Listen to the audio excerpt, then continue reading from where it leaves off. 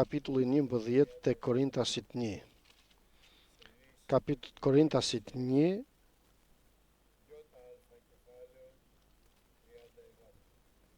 Korintasit 2. Kapitulli 11, paragrafi 13.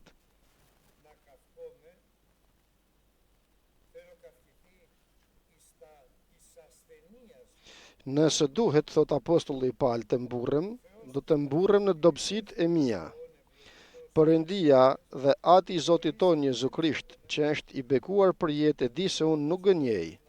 Pra është kapitulli i 11, paragrafi 30 tek letra e 2 e Korintasve. Në Damask, qeveritari i mbretit Areta e ruan të qytetin e Damaskëve për të më zënë, por nga një dritare më ulën përgjatë murit me një shport dhe shpëtova nga duart e tij. Kapitulli 12.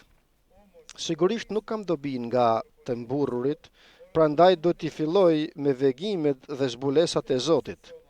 Unë njoh një njeri në Krishtin, i cili para 14 vjetësh, a ishte në trup, a ishte jashtë trupit nuk e di, Perëndia e di, e rrembeu gjerë në të tretin qiell. Dhe e di se ai njeri, a me trup ose pa trup nuk e di, Perëndia e di, u rrembye në parajs. Dhe dëgjoj fjalë të patregueshme, që nuk është e lejuar të thuhen nga njeri. Por për atë njeri unë do të krenohem, por nuk do të krenohem për veten time, veç se për dobësitë e mia. Edhe sikur të doja të krenohesha, nuk do të isha i marrë, sepse do të flisja të vërtetën, por nuk e bëj këtë se mos ndonjë më çmon më tepër nga ajo që më sheh, e më tepër nga ajo që dëgjon nga unë. Dhe që të mos më rritet mendja për shkak të jashtëzakonishmërisë së zbulesave, mu dha një gjemb në mish, një engjëll i Satanit që të më rën me grushta, që të mos mbahem me të madh. Lidhur me këtë, ju luta 3 herë Zotit që ta largonte nga unë, por ai më tha hiri im të mjafton, sepse fuqia ime me përsoset në dobësi. Prandaj me kënaqësi të madhe do të krenohem më tepër për dobësitë e mia, që fuqia e Krishtit të rrijë tek unë. Prandaj unë kënaqem në dobësi, në fyerje, në nevoja, në përndjekje, në ngushtica për shkak të Krishtit, sepse kur jam i dobët, atëherë jam i fortë. U bëra i marr duke u mburrur, ju më shtrënguat sepse u desh që ju të më rekomandoni, sepse nuk qesh as pak më poshtë se apostujt e lartë, dhe pse unë nuk jam asgjë. Shenjat e apostullit u vepruan ndër ju me durim të madh, me shenja e mrekulli dhe çuditëra. Vallë, nëse ju mbetet pra nga kishat e tjera, veç se në faktin se unë nuk ju bëra barë ju. Amen, fjalës të Zotit. Pali, apostull i Jezu Krishtit sipas vullnetit të Perëndisë, një person plotësisht i veçantë, që dëshmon duke thënë, bëhuni imituesit e mi sikurse unë imitoj Krishtin. Pra ishte një njeri blasfemues përpara, ishte përndjekës dhe i thtar i Krishtit dhe i kishës. Qytetar romak me pushtet pra të madh, kishte lindur në Tars të Kilikisë, ashtu sikurse thot edhe ai vet,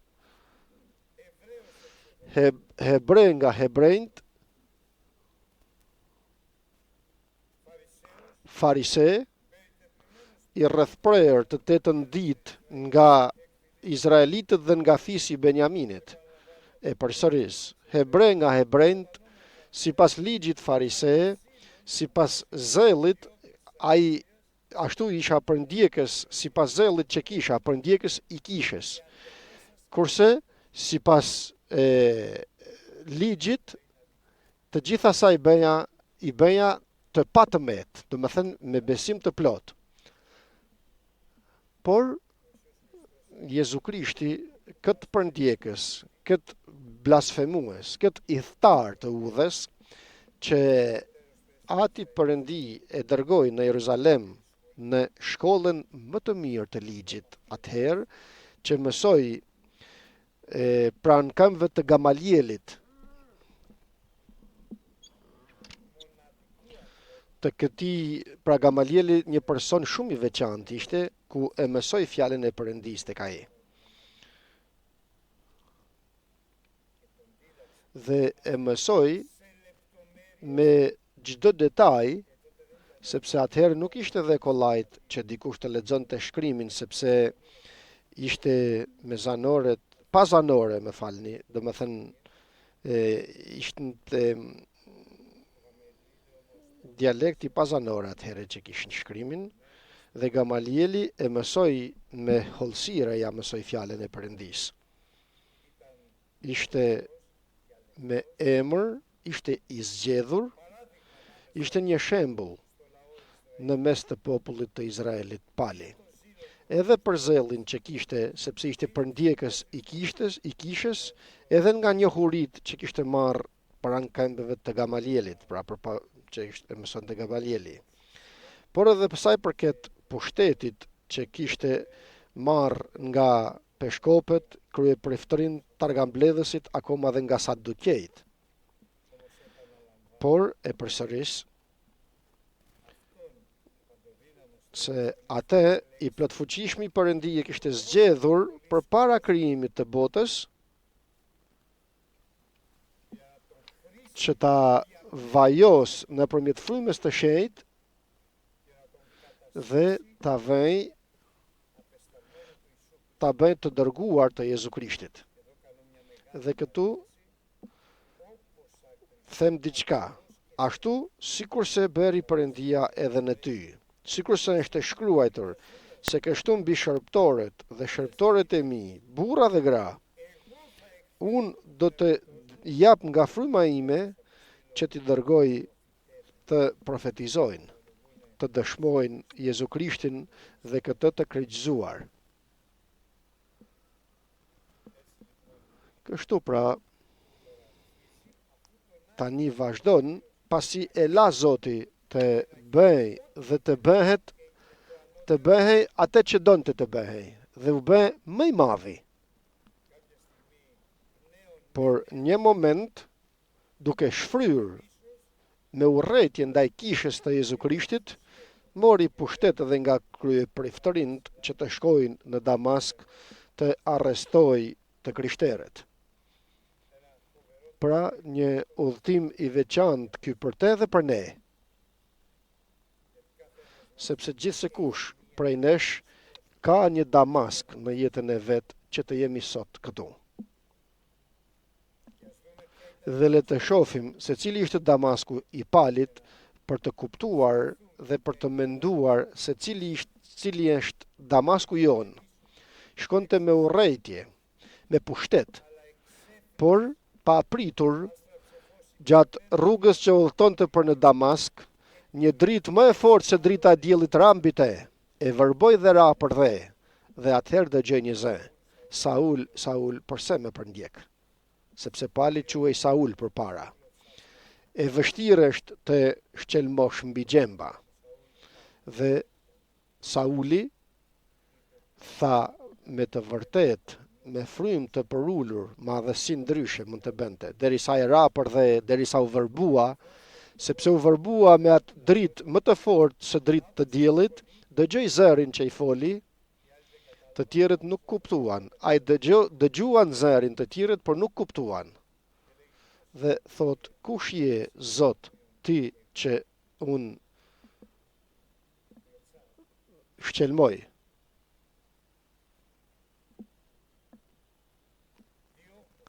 Përndjeku dhe dëgjoj me habi, unë jam Jezusi që ti e përndjek.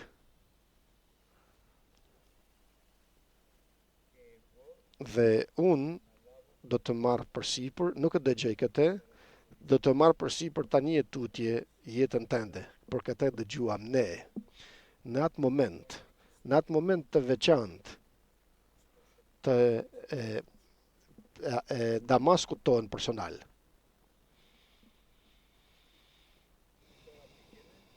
Dhe tani shko në qytet dhe prit, dhe aty do të thuhet se çfarë do të bësh derisa me pyet se çfarë të bëj o Zot. Dhe kështu shkoi duke marrë të tjerë për dorë sepse nuk shifte. Hyri në një shtëpi, 3 ditë dhe 3 net nuk hëngri dhe nuk piu, por e vizitonte Zoti dhe i thoshte se do të vijë dikush që e quajnë Anania. Unë e dërgoj.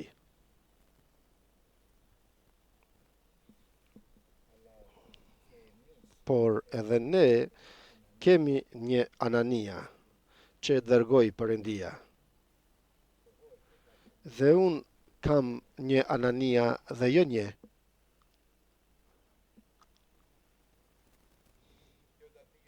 Dhe kur shkoi Zoti tek Anania dhe i tha shko atje se është Sauli, dhe ai tha Zot ma çfarë thua, ai ka bërë të keqe të madhe kishës dhe tani ka ardhur të arrestoj besimtarët. Por Zoti i tha shko Anania sepse është një vegël e zgjedhur që unë e kam zgjedhur për ta dërguar tek kombet. Sepse në një shtëpi, vegël e zgjedhur, sepse në një shtëpi nuk ka vetëm vegla prej arit dhe argjendit, por ka edhe vegla dhe plaçka prej drurit, prej bakrit, apo edhe llamarina akoma. Por pali ishte një vegël e zgjedhur në duart të Perëndis dhe vegël e përbër prej ari. Dhe besoj se dhe ne këtu sot të gjithë prej ari jemi të përbër, sepse besojmë se Zoti na zgjedhi dhe kështu qëndrojmë në kishën e Krishtit. Dikush ka 30, 40 vjet, dikush ka 5, 10 vjet, apo dikush ka 2 apo 3 muaj. Nuk erdhëm dhe ikëm, por erdhëm dhe qëndruam. Dhe ku qëndruam? Në shtëpinë e Atit ton.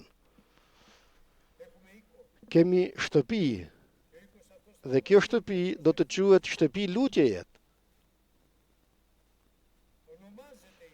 Quhet shtëpi lutjeje. Për këtë arsye ju lutem të vim shpejt herët për të lutur në shtëpinë e lutjes ku mblidhemi, jo në moment të fundit. Kështu nuk e kënaq Perëndin që të ka thirrur. Nuk gëzohet Zoti kur të qof, të hysh pak përpara se të filloj apo pasi të ketë filluar predikimi. Jo, nuk gëzohet, por trishtohet fryma e shenjtë me të cilën Perëndia na ka vullosur për ditën e shpengimit. Mos e bëj këtë gabim. S'do të mundet të vazhdoj Perëndia të të përdor në misionin tënd. Don, por duhet edhe ti të duash. Mundet, dhe ti do të mundesh nëse don. Na ndihmo Zot. Dhe shkoi e pa të gjunjëzuar dhe i tha Anania pra, Saul, vëlla, Zoti më ka dërguar tek ti. Kështu vuri duart mbi të, u lut. U hapen sytë e palit, u pagzua me frymë të shenjtë dhe pastaj u pagzua edhe në ujë. Por kjo nuk është fundi i çështjes. Ky është fillimi i misionit të tij. Doli jashtë dhe vazhdoi të flasë për Krishtin në Damask. Por do të bëj gjëra që nuk ja ka thënë Zoti t'i bëj. Dhe kështu do të dështoj. Dhe mundësisht do të rrezikohet për shkak të dështimit të tij, sikurse mbreti Areta, sikurse ai vet dëshmon, kur e pa të predikoj Jezu Krishtin dhe këtë të kryqëzuar, vuri rojet në dyert e qytetit dhe të mureve të qytetit të Damaskut që ta kapin kur të bëhet gati të dalë nga qyteti. Por dishepujt që e pan këtë, të krishterët që e pan këtë, nga një vrim e murit e futen në një kosh dhe e zbritën nga murit dhe kështu shpëtoi pali nga Areta. Por ky shpëtim ishte një mundim i madh për te. Ishte një turp, ma kështu, erdhe në Damask, të flasë për Krishtin dhe kështu iku i fshehur, por bëri gabimin. Dhe do të bëj përsëri gabimin, por përpara gabimit do të veproj Perëndia. Do ta çoj për 3 vjet në Arabi. Dhe aty Krishti dhe Pali, jo Sauli më, por Pali, do të ketë një lidhje personale të mësimit të Ungjillit, për mësimin e Ungjillit. Dhe të dashur vëllezër dhe motra, këtë nuk e bën Krishti vetëm tek Pali, por e bën tek gjithë secili, ashtu sikurse e përsëris, thot, dhe kështu mbi të gjithë shërptorët dhe shërptorët e mi, unë do të jap frymën time të shenjtë që të profetizojnë. Por duhet që përpara të jemi bashkë me Krishtin, që të na mësoj Krishti ato që do të thojmë, dhe jo të themi ato që të ka mësuar Gamalieli. Dhe kështu shkojnë në Jeruzalem. Dhe tani shkojnë në Jeruzalem i gëzuar. Tani do t'ju predikoj të gjithë më njohin dhe të gjithë do të besojnë, të vërtetën. Kështu kisha thënë edhe unë kur besova. Kisha shumë shok dhe miq, vinin në shtëpinë tonë dhe shkonim çdo të shtunë dhe të diel në jashtë, domethënë, në kishat e tjera. Dhe thashë edhe unë do t'ju flas të gjithëve dhe do të besojnë. Asnjë. Ma as edhe një nuk besoj. Sepse nuk beson njeriu me mundësinë dhe me zgjuarsinë e njeriut, për njeriu beson sipas hirit të Jezu Krishtit. Pastaj besuan, mjaftueshëm, por më vonë, shumë më vonë. Dhe kështu pra kur shkoi në Jeruzalem Pali, duke shpresuar se do të fliste të gjithë dhe të gjithë do të besonin, sepse të gjithë e dinin se ishte përndjekës, blasfemues dhe i tharë, por i than ik shpejt sepse kanë për të të vrarë në vend që të besonin. Të tjera mendimet e Perëndis, të tjera mendimet e njeriut, dhe du të ta them edhe një herë tjetër akoma, të dashur vëllezër dhe motra. Mendimet e mia, thot Perëndia, nuk janë asnjëherë sipas tuaja vet. Atë që don ti nuk e don Perëndia. Kur? Dhe udhët e mia nuk janë sipas tuaja vet. Kur? Këto vendime që merr ti nuk janë urdhra të Perëndis. Kur? Aq sa është larg qielli prej tokës, kaq larg janë mendimet e mia, thot Perëndia, nga mendimet tuaja dhe udhët e mia nga udhët tuaja. Duhet ta kuptojmë këtë. Që të mos bijem në kurthe të djallit, që don të na vras, sepse sillet rreth e qark dhe kërkon të mashtrojë qoftë e mundur dhe të zgjedhurit. Na çliroi Krishti me të vërtetën. Të çliruar nga Krishti duhet që të nënshtrojmë veten tonë tek Perëndia. Atëherë fryti jon do të jetë në shëjtërim dhe fundi jon jetë e përjetshme. Dhe çfarë do të thotë shërptori i Perëndis? Mendimet e mia nuk janë sipas tuaja vet. Nuk do të bëj atë që më pëlqen, as atë që dua dhe as atë që mendoj. Por do të shkoj të lutem në dhomën time. Dhe do të them, o Zot, mua më pëlqen kjo, unë dua këtë, unë mendoj se kjo është më e mira për mua. Por mos qëndro vetëm me aq. Nuk do të thuash se këtë mendoj, këtë dua apo këtë di, por do të dhe ndihmom Zot që t'ja dal. Jo, nuk do t'ja dalësh ti. Por më ndriqo Zot dhe më thuaj se ç'është ajo që të pëlqen ty, çfarë don ti dhe çfarë ke përgatitur ti për mua. Sa ndryshim i madh është që të thuash, bekoje Zot atë që më pëlqen, atë që dua dhe atë që mendoj. Por më e mira nuk është kjo.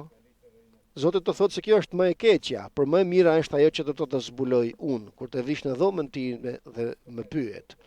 Dhe jo më të mirën, të përkryen, por kur të vish në dhomën tënde të lutjes dhe më pyet. Kështu pra, me zor arriti të ik nga Jeruzalemi dhe ku shkoi në Tars, në vendlindjen e vet. ku të gjithë e shifnin si një heretik, të afërmit e tij, i vetmuar, i izoluar plotësisht për 4 vjet qëndroi në Tars. Përse kështu? Sepse duhej që Perëndia të përgatiste të gjitha për ta dërguar. Dhe cilat ishin ato të gjitha? Ishte vrasja me gur e Stefanit. Ikon të gjithë besimtarët dhe mbetën vetëm në apostujt në Jeruzalem dhe predikojnë ungjillin kudo që shkonin. Filipi predikon në Samari, predikon në Etiopi me anë të evnukut.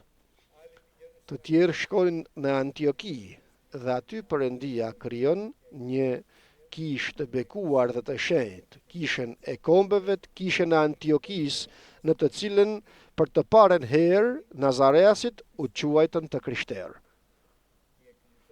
Dhe 12 apostujt dërguan Barnabën të shohë se çfarë bëhet në Antioki. Dhe kur pa Barnaba u gëzua, pa hirin dhe lavdinë e Perëndisë, pa mëshirën e Perëndisë, shpëtimin që bën Krishti. Dhe tha kam nevojë për ndihmë dhe mendoi për Palin që ishte afër atje Antiokis në Tars pra, dhe shkon dhe thërret, eja të më ndihmosh, dhe Pali shkoi. Dhe pak pastaj shkoi në Jeruzalem përsëri atëherë kur arrestuan Pietrin dhe që u bë dëshmitar se Pietri u çliruan nga engjëll i Perëndisë. Gjë e madhe që Herodi ditën tjetër do ta vriste. Dhe këtu vazhdon pra të futet dhe të ketë provoja dhe eksperienca të veprës të Perëndisë, dhe jo të veprave të tij. Nuk është vepër e Palit, nuk është vepër e jotja, por është vepër e Krishtit në jetën tënde. Kjo është. S'do të bëj, por do të bëj. Nuk lutem që të bëhet, por lutem që Perëndia, që Krishti t'i bëjë të gjitha të përsosura, sepse unë nuk di. Njeriu ka frym, frymëzimi të plotfuqishmit është ai që e ndriçon atë.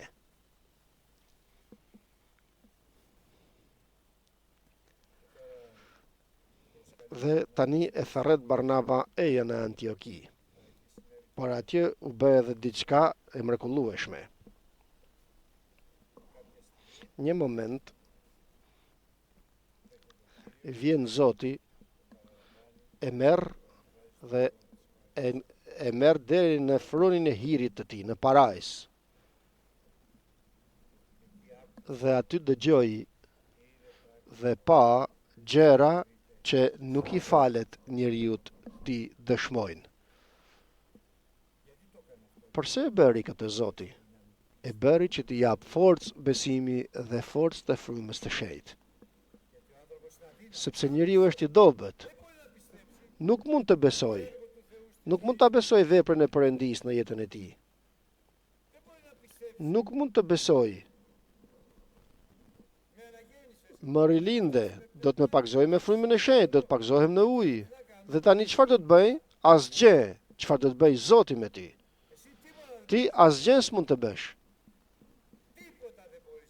Asgjë nuk mund të bësh.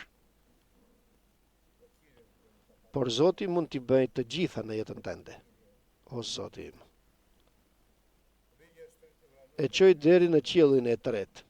I zbuloj dhe i tregoj gjëra të mrekullueshme. E bëni ekonomistë dhe menaxhues të mistereve të Perëndisë. I zbuloj të gjitha misteret e mbretërisë të qiejvet. Por Perëndia din se është njeri. Dhe shpirti i njeriu gjithmonë gjendet në rrezik. Gjithmonë gjendet në rrezik. E përsëris. Për Palin, por edhe për ty dhe për mua. Shpirti i njeriu gjithmonë gjendet në rrezik. Qoftë se Zoti të bekon shumë, rrezikon të mburrësh, ose në qoftë se Zoti largohet dhe kështu rrezikon të humbë shpresa jote. Cila është shpëtimi? O Zot, u bëft vullneti yt, si në qiell edhe në tokë. Dhe Zoti u tremb që mos vallë apostulli Paul do të mburret.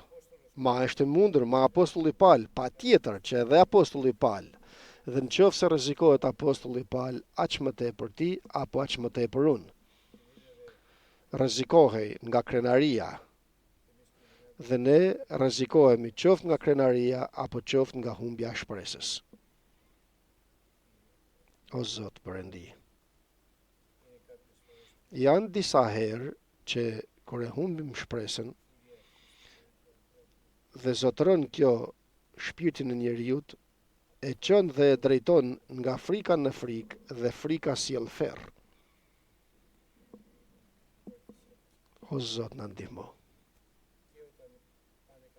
Edhe kur të shkojnë mirë gjërat, edhe kur nuk shkojnë mirë gjërat, na ndihmo o Zot. Sepse vetëm ti mundesh që të na ndihmosh, të na mëshirosh dhe përfundimisht të na bekosh. Vetëm Krishti. Do më thënë, unë mund të bëj gjë, as gjë, çfarë të bësh ti? As tek ti, as unë tek ti, as ti tek unë, s'mund të bëjmë as gjë, vëllezër dhe motra. Dhe duhet ta kuptojmë. Pa mua nuk mund të bëni as gjë. E beson? Pa mua nuk mund të bëni as gjë. As gjë.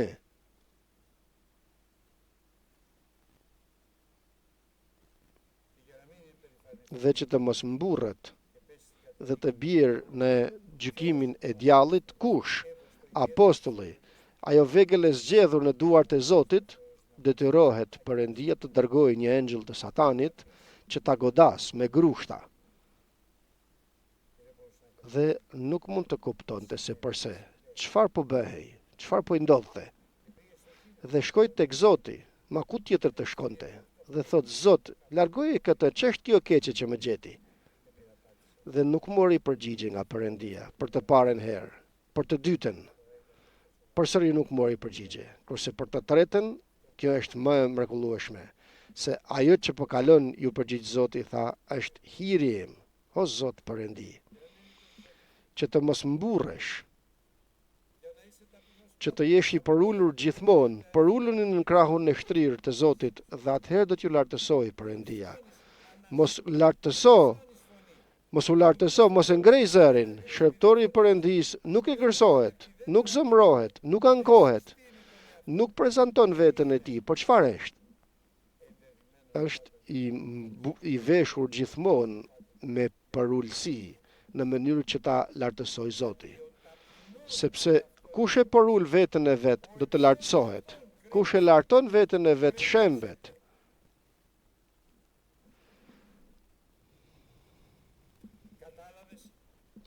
E kuptove Paul, ky është hiri im. Por përse?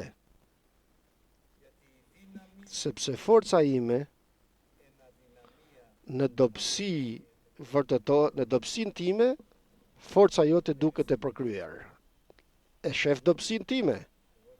Unë dua që të jap forcën time, thot Zoti, në një mënyrë të përsosur, në qoftë se ti përulesh nga ky engjëll i Satanit që të godet, nga mundimi që të mundon.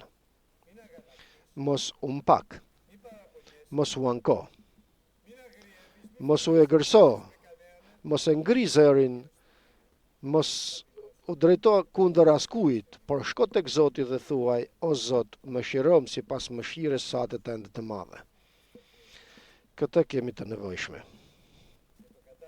Dhe e kuptoi Pali dhe thot, me shumë falenderime tani do të mburrem në dobësitë e mia, sepse dua të banoj në mua forca e Krishtit.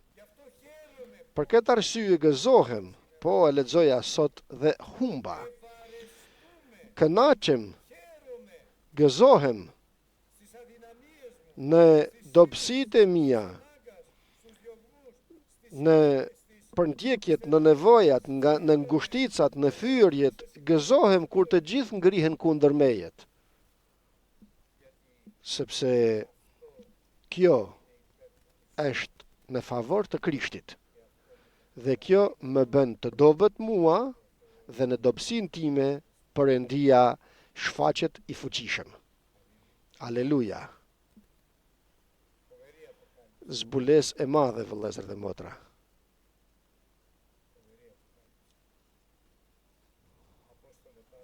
Apostull Paul, kënaqesh, gëzohesh, kur të tjerët ngrihen kundër tejet dhe mundësisht thosht fjala e Perëndisë diçka që e lexova dhe më bëri shumë përshtypje dhe dua ta lexojmë.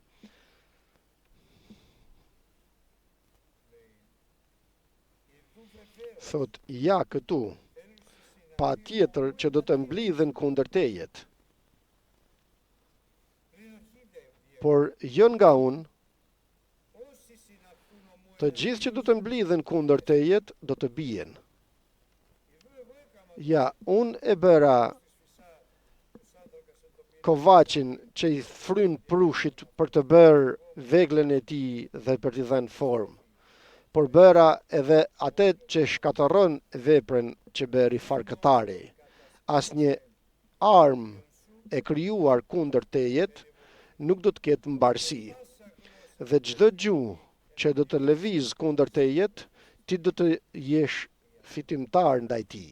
Dhe shkaku i të gjitha këtyret, kjo është trashëgimia e shërbëtorëve të Zotit dhe drejtësia e tyre vjen nga unë, thot Zoti. Je shërbëtor, i çliruar nga mëkati, je vënë në shërbim të Perëndisë. Kjo është trashëgimia e Perëndisë për ty. Shërbëtor i Perëndisë. O Zot Perëndi. Dhe rezultati është, të dashur vëllezër dhe motra, shumë serioz.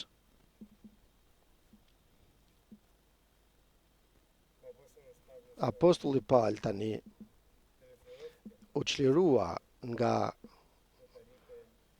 engjëlli satanit që godiste me grushta, kur tha se jam më i vogli i apostujve, dhe na ndihmo Zot që këtë ta themi të gjithë ne, por me besim, se jam më i vogli i gjithë shëjtënorëve.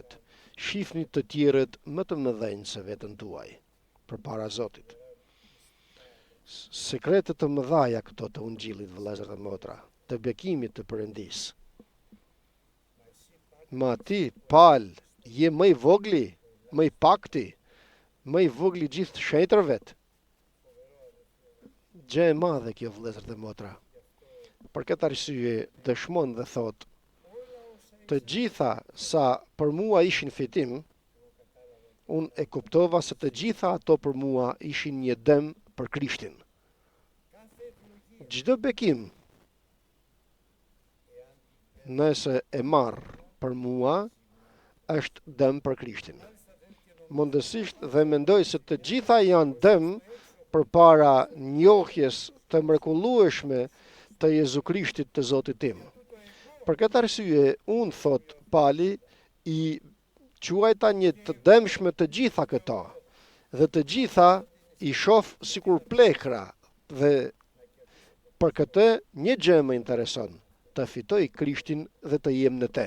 S'më intereson asgjë tjetër, s'më intereson familja, s'më interesojnë fëmijët, s'më interesojnë bekimet, asgjë s'më intereson.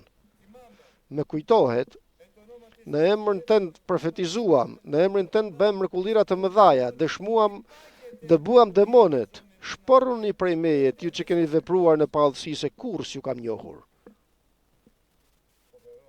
Gjë të mërshme është kjo. Jo unë, por Zoti. Të gjitha i shoh si plehra, të pa vlera,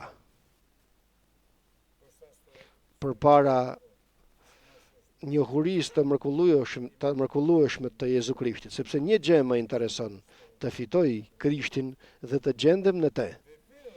Pa tjetër që nuk kam drejtësinë time, pa tjetër që nuk jam asgjë, i pa vlerë dhe i pa forcë jam, por kam drejtësinë e Perëndisë nëpërmjet Jezu Krishtit. Ja një drejtësi kjo, drejtësia nëpërmjet besimit. O Zot, më jep besim që të kem këtë drejtësi. Hiqe pa besin nga unë dhe më jep forcë të besimit dhe forcë të frymës të shenjtë. Dhe atëherë do të njoh Krishtin dhe forcën e ringjalljes të tij. Dhe atëherë mbase do të arrijë në ringjalljen e të vdekurve. Ma çfarë thua Pal? Çfarë thot dhe çfarë them? Mbase.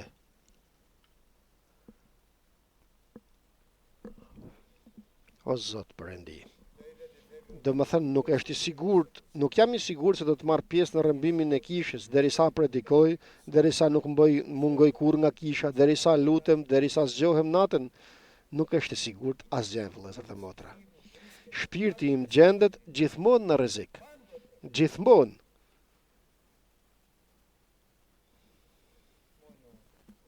Vetëm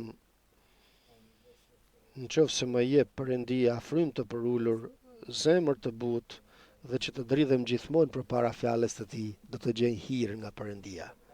Sipas hirit jeni të shpëtuar nëpërmjet besimit dhe kjo është dhuratë e Perëndisë. Sipas hirit, hiri i Perëndisë, që të i kalon ky hir gjithçka tjetër. Kështu pra thot, sepse shumë nga korintasit e akuzonin dhe kaloi vështirësi të mëdha Pali. Vuajti.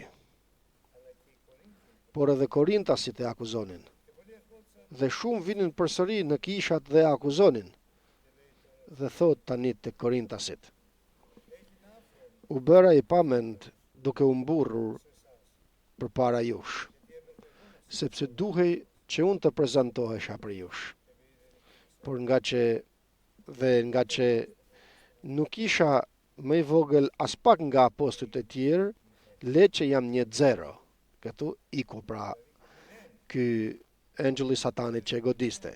Zero, din çfarë do thot zero? Dikun tjetër thot më pak se zero.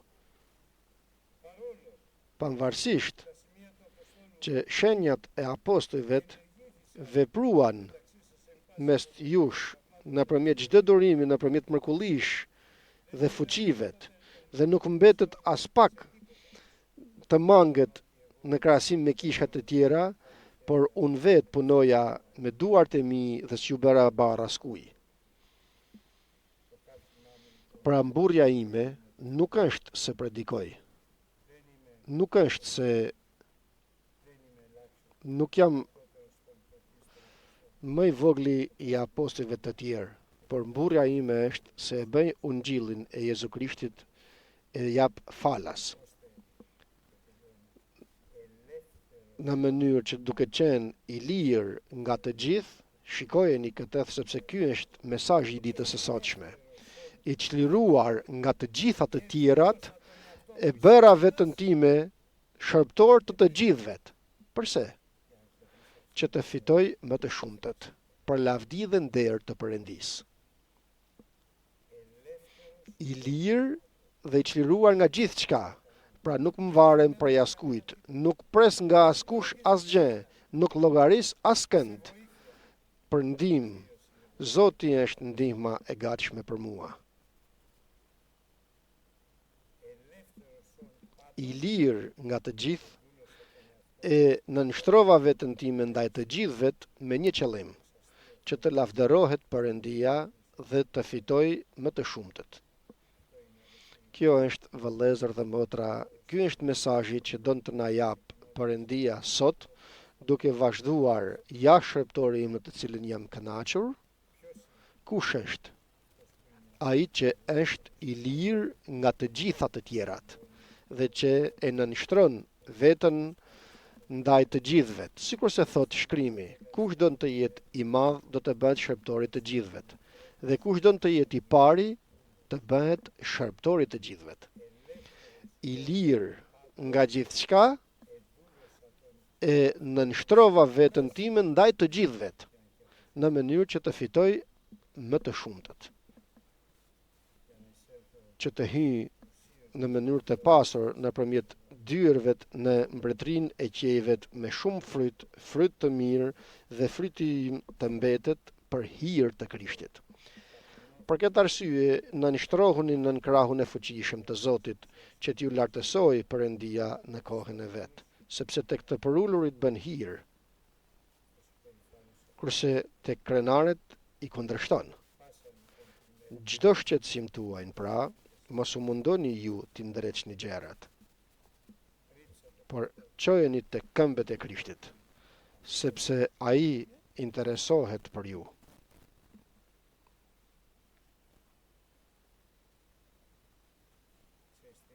E dini se qesht të thot Zoti, o biri im, për ditë të vish tek unë, sepse unë interesohem gjithmonë për ty. Tek gjithë secili dhe tek gjithë secila veçanërisht.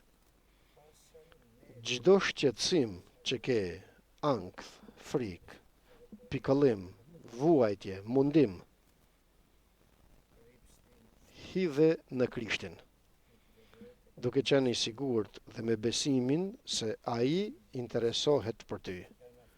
Dhe nëse ai interesohet për ty, atëherë ç'është për ty, o Zot Perëndi.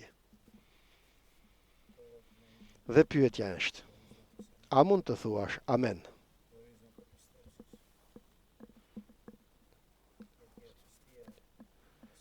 A mund të besosh? Sepse nëse nuk beson, mos besimi të largon. Tani nuk mbetet gjë tjetër përveç besimit, shpresës dhe dashurisë. Më e madhe nga këto dashuria në emër të Krishtit ton. Amen.